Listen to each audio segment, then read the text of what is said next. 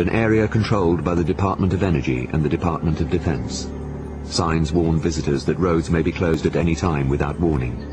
It's hard to believe that this forbidding place could have any connection to tranquil Belle Island in Newfoundland. But in 1978, they were linked, when defense satellites picked up a light emission far more powerful than that of the Hiroshima bomb.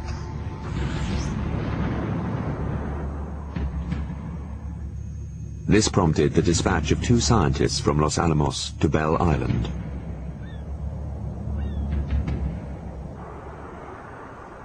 Within 24 hours, 2 investigators, John Warren and Robert Freeman, appeared on the remote island.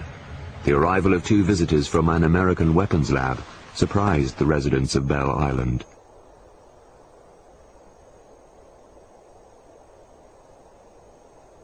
But the situation became even more bizarre with the arrival of a Russian general flanked by US and Canadian military personnel. Why would the Russians cross continents in order to conduct an investigation at the Beckford home?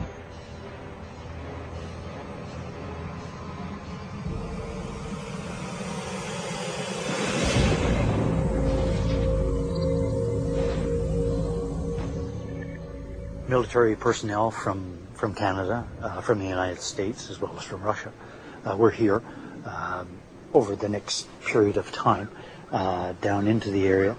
They came to the office and wondered if we had anything different than what they had obtained themselves, which we didn't. We shared stories. However, that's all. They didn't share any of their findings with us. I gave them exhibits that I had seized. They placed the exhibits in a metal box which was properly locked and secured.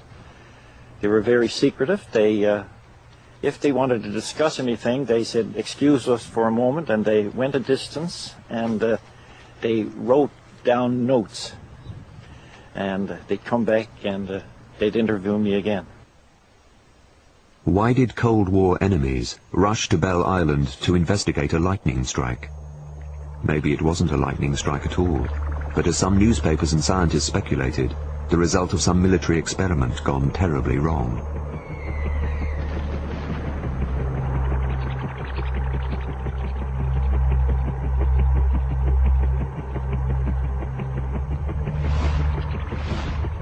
The precision of our electromagnetic pulse, much like the precision of our regular munitions, our conventional munitions, has increased significantly. So we'll be able to take out the electricity in a city block or in a command and control center, something like that.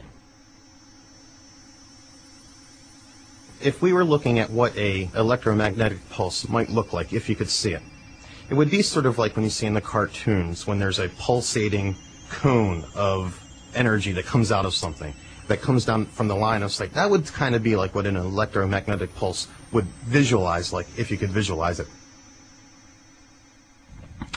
Electromagnetic waves come, of course, in all sort of forms. People may not realize that the light that that makes me visible in this moment, all right, is an electromagnetic wave. It's a particular part of the what we call the spectrum of electromagnetic waves that our eyes are sensitive to. Electromagnetic waves are also heat, for example. When we say that the sun warms us up, it's a particular form of electromagnetic waves that we don't see, but that our skin sees, and sees it as warmth. We are in a soup of electromagnetic radiation. Almost anywhere you are, you can pick up your cell phone and receive a phone call. You can turn your TV and some signal will come through. These electromagnetic waves can be harnessed and used in a variety of ways. In Alaska, there is a facility that does just that. HAARP is a directed energy experiment being undertaken by the US. From HAARP's wide field of antennae, the waves are focused and beamed into the ionosphere high above the Earth's surface. The ionosphere is part of our atmosphere. It contains electrically charged particles and acts like a mirror, reflecting radio waves back to Earth.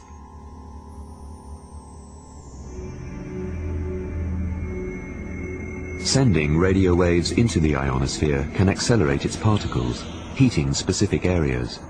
The particles then reflect the energy back to Earth. Use a system like HAARP and you can create really extreme levels of power. HAARP, by sending energy up into the ionosphere in the right frequency range, can tap energy that's already there and actually convert it for use within the system. HAARP is so powerful that it can actually cause the ionosphere to pulse in harmony with its signal. The HAARP signal can be used as over-the-horizon defensive radar that can detect incoming missiles and aircraft. To do that, HAARP uses two different systems. One to create a plasma mirror, and the other to bounce the signal. Once enemy missiles are detected by HAARP, the military could use a variety of directed energy weapons to blast enemy targets out of the sky.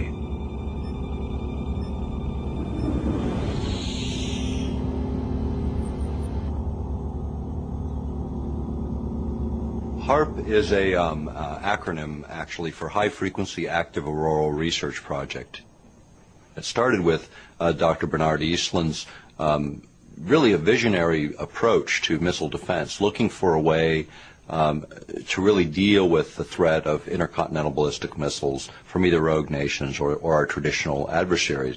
Basically, the antenna, as originally conceived, was to be big enough and powerful enough to make major modifications to the ionosphere. This was all done at the height of the Cold War, and my focus was on defense against a major Russian missile attack. The plan was to make a shield over Canada, over the United States, over the whole world, which a missile could not penetrate. While the Americans were developing this technology, the Russians were conducting similar experiments. Some speculated that the Belle Island blast was the result of Soviet testing of directed energy weapons. The theory was that Belle Island had acted like a giant magnet. The place contains vast underground iron ore deposits and abandoned mines laced with miles of copper piping. The belief is that an electromagnetic signal passed over the island in 1978 and was drawn down by its magnetic field. The Belle Island event is a unique event, and I have not heard of repeat events, so it's very hard to really pin down what happened there. But the types of things that might have occurred involved high voltages, involved electrically conducting paths through the atmosphere, and a fully developed antenna, as I was describing, would probably allow you to induce voltages in pipelines, to do things that could create high voltages.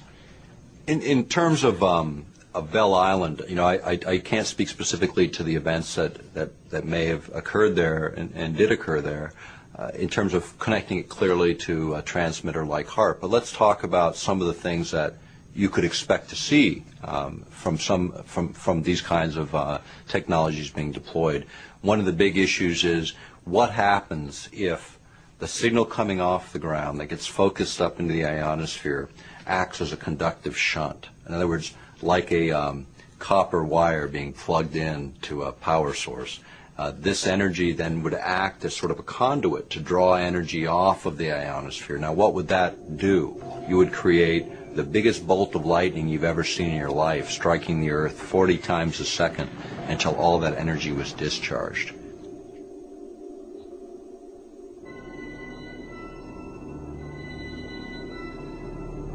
Although little was known about electromagnetic weapons until recently, the science is not new. This research started quite some time ago, in fact even before the Second World War. And the reason I think that it has only sort of come, if you can put it that way, to fruition now,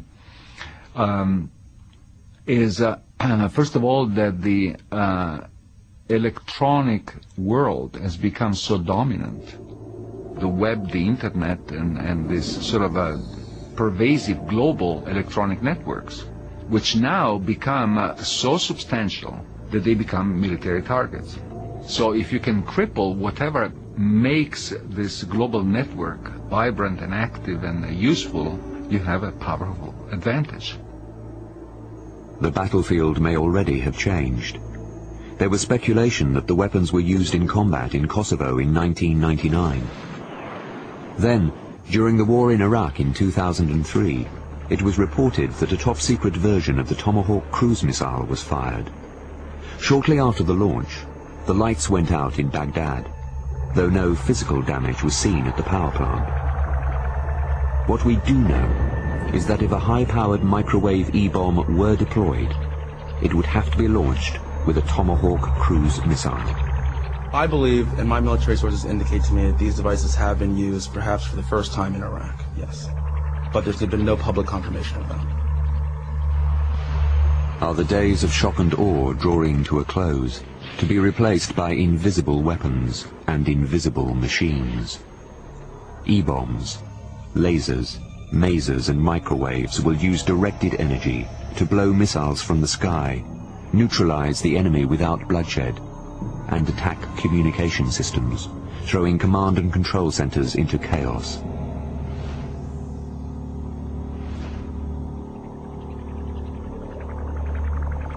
Unlike conventional bombs, the E-bomb will turn over and go point down on the target. A massive current pulse runs down the bomb, driving the energy forward and dumping it into the microwave antennae. The bomb destroys itself, disintegrating high in the air just as the microwave beam blasts out onto the target area. This target area is called the lethal footprint. Everything electronic that wasn't hardened there would arc, hiss, and you would smell a lot of burned varnish. We've all burned out an electronic appliance in here, and you know that characteristic, uh-oh, I've cooked it smell. You would smell that a lot because your devices would be arcing over. The goal of the electromagnetic pulse weapon is to make portions of the circuit arc and burn. There's a second category of weapons that basically use laser energy. Whereas the electromagnetic pulse weapon is one big, powerful pulse, a laser is a continuously delivered stream of radiation with enough intensity to cause damage. We will be able to use high-energy lasers not only to defeat enemy aircraft and, even more importantly, unmanned aerial vehicles, which are small targets. We've actually successfully, in several dozen tests, defeated artillery shells with high-energy lasers that are directed at a very small spot with enough energy to detonate the shell in the air before it lands. These new weapons are not solely for use against artillery and communications. They are also designed for use against people. Obviously, one thing that's looked at is a blinding laser on the battlefield so that soldiers attacking, for instance, a particular position could be subjected to a broadband sweeping laser with enough energy to temporarily blind the soldier if he were looking in the direction of the laser. And we have been testing what I'm going to call microwave weapons for crowd control. What they do is, again, instead of using a single pulse, these are continuously directed energy weapons that heat the skin very rapidly, much like your microwave oven. In fact, almost exactly like your microwave oven, but they're controlled broadcast microwave pulses. And obviously, you can derail a opposing force very quickly if all the soldiers begin to feel a burning sensation on their skin. That's truly a burning sensation. Now, the nice thing about, from the offensive point of view of a microwave weapon, is you don't really have to critically injure people with a microwave. In war-torn countries, it is not always easy to separate the opposing forces from ordinary citizens.